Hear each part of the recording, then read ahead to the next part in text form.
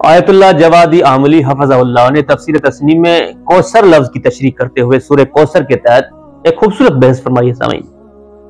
فرمایا کوثر کے مختلف مصادیق ہو سکتے ہیں۔ کوثر کا ایک مصداق خود بہشت ہے، دوسرا مصداق بہشت کی ایک نہر کو کوثر کہا جاتا ہے، تیسرا مصداق کوثر کا فاطمۃ الزہرا سلام اللہ علیہا کی ذات اقدس ہے، اور چوتھا مصداق فاطمہ کی ذریت کو کوثر کہا جاتا ہے۔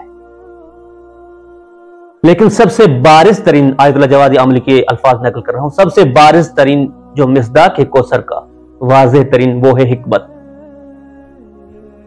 حکمت کو پروردگار نے کوثر کہا ہے۔ حکمت یعنی خیر کثیر، من یؤت الحکمت فقد اوتی خیرا کثیرا، پروردگار جسے حکمت عطا کرتا ہے اسے خیر کثیر عطا کر دیتا ہے۔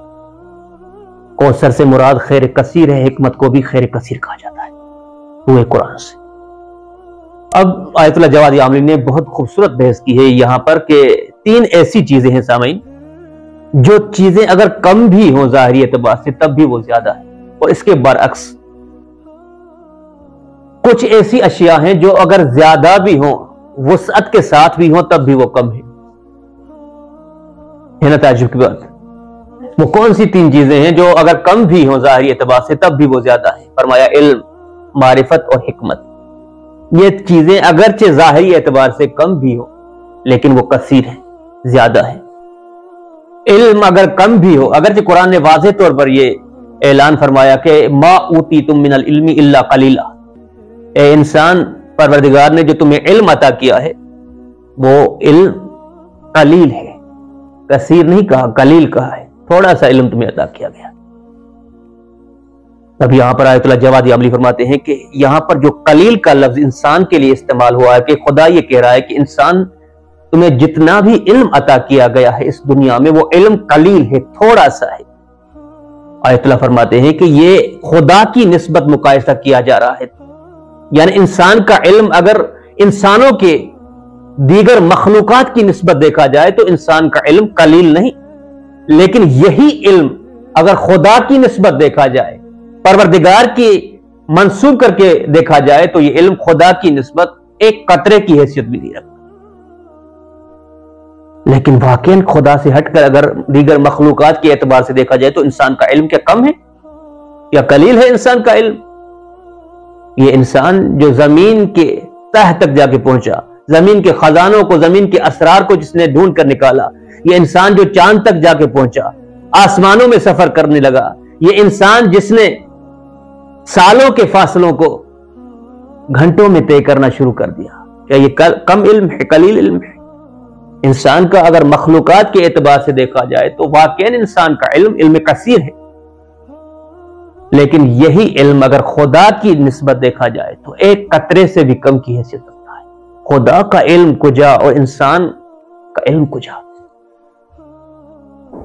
بالکل اسی طرح جس طرح علی سرکار جو باب مدینۃ العلم ہے، جب ابن عباس، روایت کے الفاظ ہے، جب ابن عباس کے علم کی کوئی تعریف کر رہا تھا، کیونکہ بہت بڑے مفسر قرآن ہیں، علی کے شاگرد ہیں، تو پتہ ہے علی کے شاگرد نے اس شخص سے کیا کہا جب اس کے علم کی تعریف کر رہا تھا؟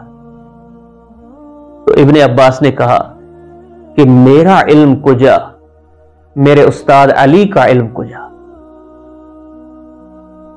واللہ علمی وعلم جمیع اصحاب النبی فی علم علی ابن ابی طالب کا قطرۃ فی سبعۃ ابحر۔ خدا کی قسم میرا علم اور رسول خدا کے تمام اصحاب کا علم علی کے علم کے مقابلے میں ایک قطرے کی حیثیت رکھتا ہے 7 سمندروں کے برابر، 7 سمندروں کے مقابلے میں 7 سمندر علی کا علم، ایک قطرہ تمام صحابہ کا علم۔ آیت اللہ جوادی عاملی فرماتے ہیں اس کے برعکس دنیا کی جو دولت ہے، مال و زر ہے، جتنے وسیع کیوں نہ ہو، جتنی کثیر تعداد میں ہی کیوں نہ ہو، یہ دولت قلیل ہے، کثیر نہیں۔ علم کم ہو تو کثیر ہے، دولت کثیر ہو تو قلیل ہے۔ کیوں کہا؟ اس لیے کہ پہلی بات تو دولت فانی ہے، دوسری بات یہ کہ دولت کی جو ارزش و اہمیت ہے وہ مقدمی ہے، ذاتی نہیں، تیسری بات یہ کہ یہاں کی جو آسائشیں ہیں وہ آسائش شرور کے ساتھ آمیختہ ہے، خیر اور شر کے ساتھ ملی ہوئی ہے۔ پہلی دلیل کون سی تھی؟ کہ دولت جتنی بھی وسیع ہو لیکن دولت فانی ہے۔ در حقیقت دولت فانی نہیں سامنے، انسان فانی ہے۔ دنیا کی جتنی بھی دولت ہے، مال و زر ہے، ہیرے جواہرات ہیں، یہ سب اسی دنیا میں باقی رہ جاتے ہیں۔ انسان فنا ہو جاتا ہے، 60-70 سال کے بعد انسان دنیا سے چلا جاتا ہے، وہ دولت تو یہیں پہ رہ جاتی ہے۔ وہ بادشاہ، وہ طاغوت جن کی دولت کے خزانے بھرے ہوئے تھے، وہ خزانے تباہ ہو گئے یا وہ خود تباہ ہو گئے؟ وہ خود چلے گئے، نیست و نابود ہو گئے۔ جنہوں نے لوگوں پر ظلم و ستم کر کے دولت کو اکٹھا کیا، وہ خود چلے گئے، دولت تو یہی رہ گئے۔ وہ بادشاہ جس نے کسی بستی پر، کسی